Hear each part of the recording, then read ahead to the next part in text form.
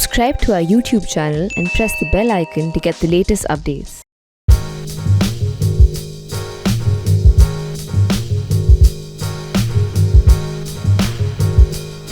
Hello and welcome to Page Turner. I'm Rama Lakshmi and I'm with Shrayana Bhattacharya, the author of a brand new book called Desperately Seeking Shah Rukh. Let me tell you what this book is not. The book is not a biography of Shah Rukh Khan. It is a biography of Shah Rukh Khan's female fans. Millions of female fans, like myself, and that's an important disclaimer I had to give. The book travels into the minds and lives of all these female fans of Shah Rukh Khan and comes up with really interesting observation. One is that there is an entire generation of women in India who are romantically ruined by the promise of Shah Rukh Khan, she says. And recently I saw on your Instagram, you also said that Shah Rukh Khan has been making Indian men feel inadequate since 1992. That's mind-blowing. True. Tell me more about this. Well, firstly, thank you, Rama, for being in conversation with me and for having read the book. One of the things that I had decided was I wanted to tell a story about how women have experienced India post-liberalization, between the period of liberalization into the economic lockdown, so from the 1990s into the 2020s. And I realized that nothing seemed to tell that story better than a large share of us and our love for Shah Rukh Khan. And so in the book, what I do is I follow the lives of 8 women for more than a decade, their economic struggles, their personal struggles, their romantic lives. And what one realizes when you read these stories, they come from very diverse backgrounds. There's a Santali tribal Christian domestic worker. There's a Tambram engineer from an IIT IIM background. So very diverse spaces of life. And yet what unites all these women is not only their love for Shah Rukh, but the fact that they are steadfast in being economically independent, which in our country can be very hard for women to do, just given the structures of our society and the way the economy functions for women as well. And these two things seem very distinct, love for Shah Rukh Khan and wanting to be economically independent.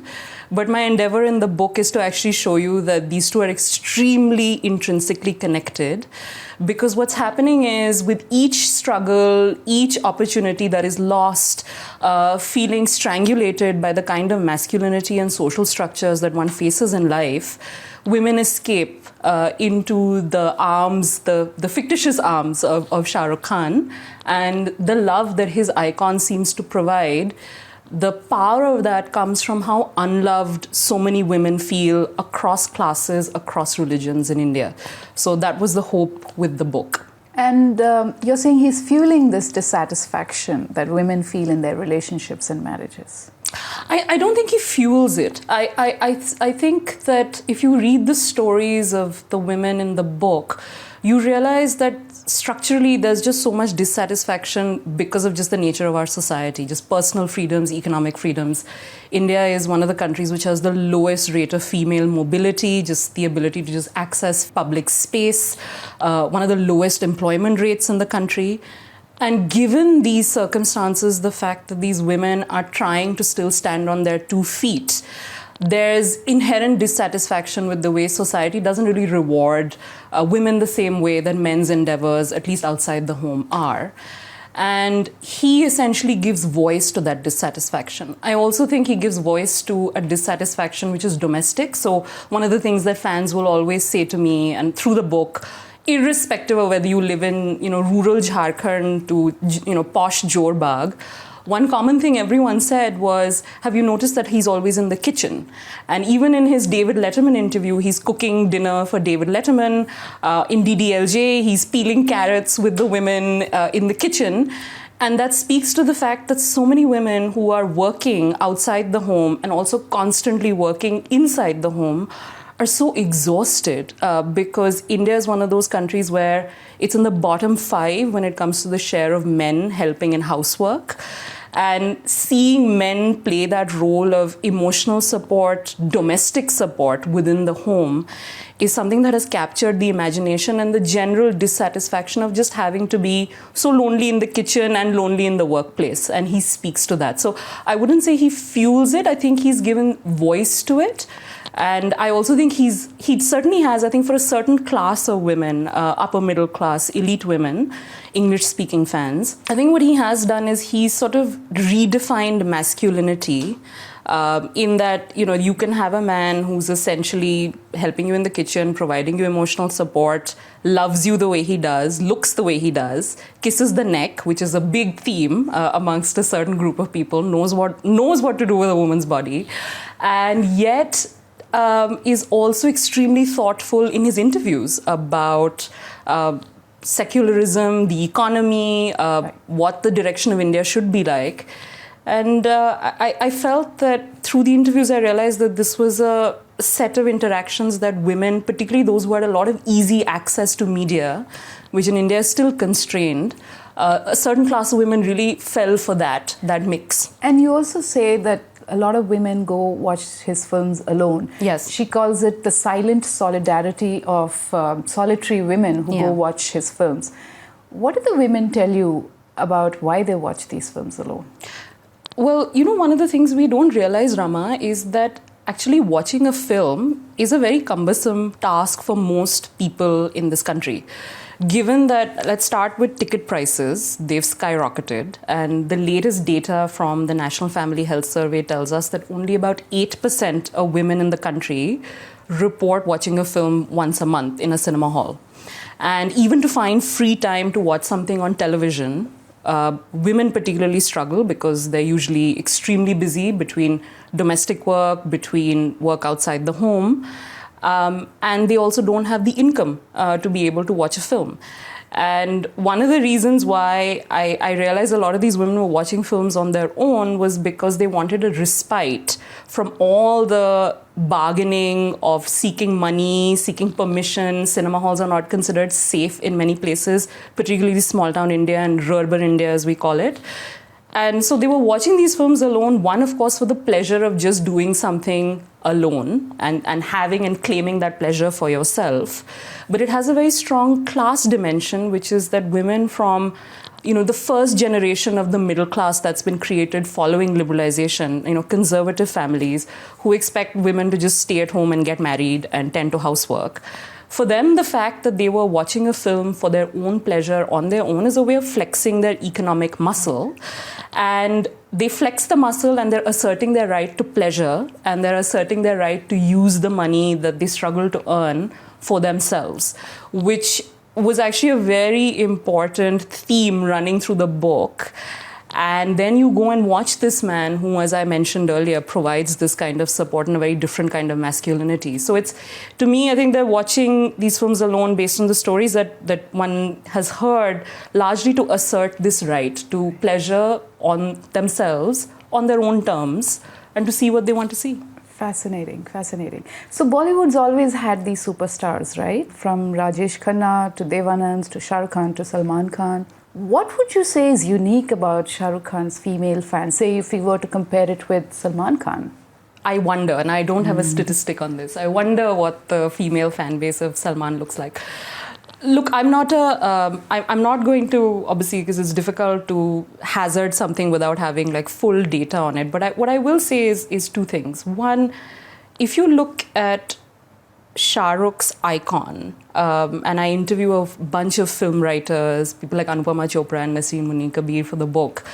One of the things that they taught me, because I was so biased as a fan that I went to a lot of other people who I thought would be a bit more independent. One of the things they taught me about Mr. Khan's iconography is that it was far more female friendly, despite the fact that he's actually doing some fairly terrible things to women in the early part of his films. I mean, we can't forget them. Exactly, killing them, stalking them, even in like zipping some them of the into a suitcase. Yeah, and even in some of the films later, there's the negging. There's there are a bunch of things going on which are certainly not very triggering.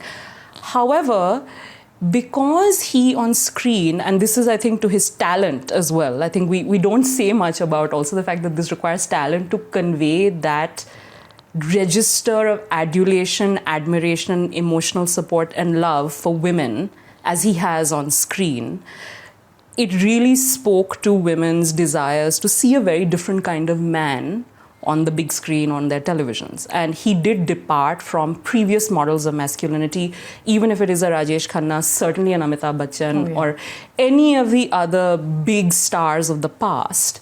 I think what also helps is that if you look at the three Khans in particular, Salman is, hyper masculine, confident, wry and witty. Amir Khan's filmography certainly seems to be one of, very careful, thought through films with, the sort of tag of the perfectionist. But Shah Rukh's films exude, anxiety, vulnerability, fragility. He's always playing the fragile figure. Even the characters who are stalking and harming women, the characters who are, criminals or robots, they always have these moments of fragility, the tears, the speaking of one's feelings. Men who find masculine strength in actually talking about how they feel, which is very different from the stoic, reserved masculinity of a lot of other contemporary icons, makes him very different. And I think women are drawn to that. And of course, the fact that he entered the scene following liberalization and the telecom revolution, and you know this, I think, far better than I do, which is that he just had access to the ability of television channels and media networks to just be able to relay whatever message he wanted to convey at a much larger scale than any icon of the past. Also, he entered right after Amitabh Bachchan's superstardom, which is this angry young man. Absolutely. Thing. He was not angry. Yeah. That was like a big departure. I think Indian women were tired of angry men. One of the things that I argue in the book is that actually we've gone back full circle, and now it's a very different kind of angry man. Now it's the Singham. Yeah, exactly. It's the world of sort of, and then you take the contrast, right? I mean, Shah Rukh's last film, which I absolutely loved, and I did not understand for the life of me why it didn't do as well as it should have, which was Zero. Yeah, you and me. Yeah, exactly. And this is where our bias also, I think, partly comes in. But I actually thought it was such an interesting... so well. Absolutely. And it was such an interesting film. And critics, actually did come out to say that it was very ambitious for what it was trying to do. Now, for example, take that film, that was his last release. It had two powerhouse performances with women who actually were speaking, had great roles, and they were actually mocking him for not being able to match up to their standards. Contrast made literal by the fact that he played a dwarf in the film. You compare that to the biggest hit of that year, which was War, or you look at another film, Kabir Singh, and these were films where women barely spoke. They played no role. And in the book, I measure actually how much dialogue time is accorded to women in Shah Rukh's films relative to the other big hits of contemporary cinema. And women just speak much more in his films. There's space for them to feel, to articulate. So it's hardly surprising that seeing a man engage with women, actually listen to them, look at them a certain way, is very powerful as imagery for all of us. And so he's different, I think, because of that. Also, I have to ask you, in the last 3 weeks, since the Aryan Khan episode just exploded, did you ever get even a fleeting thought that maybe, just maybe, this is the wrongest time to release a Shah Rukh Khan book? Not at all. And I'll say two things. One, I have to confess that for me, especially talking to all these women and watching how much they've had to struggle to just be able to watch a film, and you'll have to read the book to understand the sheer struggle of it. I mean, I think something that you and I can take for granted, to buy a ticket, is so incredibly difficult for so many women in our country, that I think I see him with, I mean, not only am I biased as a fan, but now I see him embodying all that energy and that amount of love. And so to me, I knew that it's always the right time to talk about Shah Rukh, because he's liberated from this, his icon particularly is liberated from the need to be on trend or linked to the news cycle. I think in fact, the incidents over the past 3 weeks should also teach us the power that he holds and the amount of love that has just outpoured, right, for him. And if you notice, a lot of the people who are, the voices that have been strongest have been women. And that doesn't surprise me, because I think he speaks to women very strongly. And the last thing I will say on this, Rama, is that he has always told stories about India. And I think that's the power of an icon. You tell different stories about different moments in time. And right now, I think the incidents of the past 3 weeks tell a very different story. I think the liberalization story is different as well. But he's an evergreen icon. He's like the Beatles, as Nasreen Munni Kabir said to me in the book. The Beatles had, good moments, bad moments, but the Beatles are the Beatles. And Shah Rukh will always be Shah Rukh. And the other reason I felt it was the right time for the book is, as I mentioned at the beginning, I think women, while Shah Rukh's career has also progressed, the women in our country, in the economy in particular, the struggles have only compounded. And I felt this was the right time to talk about it because things have just become incredibly dire where women's economic and personal freedoms are concerned. And so it was not even a question in my mind. It's always the right time to talk about Shah Rukh, but it's certainly a very important time to talk about women's economic independence and their struggles. And I was also pleasantly surprised. I thought after 2 decades of ruling women's hearts, in the past decade, his films haven't done very well. He's not as visible and chatty as he was earlier in the last few years. And I thought maybe the love had kind of thinned out. But no, there was this outpouring of love from everywhere, from the strangest of people. And it's like everybody sharing their personal stories and memories. Rama, I was at Mannat for the book. And I in fact, I put out a tweet and I got massively trolled for this, unsurprising from which quarters. I put up a tweet talking about how for almost 10 years, I used to go stand outside Mannat talking to people who just show up at Mannat to just look at a house. I mean, it's a strange thing. Why you didn't find me there? No, I never found you there. I was there one day. Well, that was one day. Looking up. I have regularly been, and I used to go for his birthday celebrations. And the last time I went was 2019. Sadly, I'll miss the next one. And I remember there, all these women had shown up alone, despite the fact that they knew. In fact, in 2017, there was a case of there was a mob of men who were fans who had, I think there were injuries and some had molested some women, and one of them was a journalist. They'd written about it. So these women who had shown up knew that it was a dangerous business to be out in this extremely busy crowd with all this mob of men. And yet they showed up because there's this love that his icon has provided them through very difficult times in their lives. And just showing up for a film has been a very strong struggle for them. And they felt that they wanted to just come and be part of this. Fandom triumphed over fears, as I mentioned in the book. And I think it's similar to this current moment where I really do believe his power and the power of his icon is not his brand or box office collections or these numeric metrics of how many fans and followers.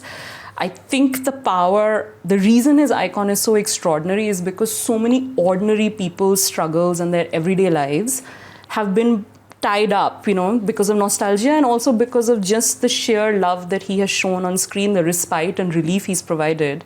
I think we do a disservice to him if we start to say that, well, this is just about the films you've done. But I think it's much stronger than that. And I think you're absolutely right. The evidence from the last 3 weeks is that, he's evergreen and will always be of the moment. It's springtime again. Absolutely. I want to ask you a more serious question. How has he worn his religious identity in the last 7 years in Modi's India? So, Rama, and I think, in fact, in the past 3 weeks, there's been a lot of writing, I think, from people, journalists, commentators, about how he has always embodied a very progressive, secular ideal. And I think Fatima Bhutto, in fact, in her book, because she writes a chapter about Shah Rukh, she calls him a Nehruvian hero. And I actually think he's Manmohan Singh's hero, but that's sort of, I think, the link with the economy and reform. But what has been very clear is that he's always been far more Muslim than even the other Khans in his films and his choices. So be it a Chak De, be it a My Name is Khan, Rais, he's always been playing very strong roles to essentially represent different facets of what the Muslim and the Indian Muslim experience has been like. So that's, I think, a very important story. But having said that, Rama, I will say one thing. In my 15 years of talking to fans and following these women, not once has his religious identity ever been a factor that's come up. I mean, I think women see him as transcending all sort of fixed, narrow identities. They see him as the ideal man. He's wise, wildly sexy, witty. And the only time, and as you know, the book has women from different faiths. They're Christian women, Hindu women, Muslim women. The only time his religion has come up was in fact in 2019 when one of the fans I had followed, she's a young Muslim girl in Bombay, she was very disappointed that she felt he didn't speak up during the NRCCA protests. But it took her 2 minutes, and I write about this in the book, to add that maybe he's doing something and maybe this is just a very difficult time for a Muslim icon to speak up aloud. And I think there was something very powerful there where the fact is that he has transcended identities, and yet he is, I think, if you look at the choices he's made in the movies he's done, he has, I think, represented a very progressive agenda around secular thought, syncretic values, and playing extremely interesting Indian Muslim characters on screen as well. Well, that's a wonderful note to end this conversation on. I would obviously like to talk to you forever about Shah Rukh Khan, but meanwhile I would urge you to go pick up a copy of this book, which is eminently readable and relatable, one that Shrayana has written with great intimacy and insight and, most importantly, empathy. Thank you, Shrayana. Thank you, Rama.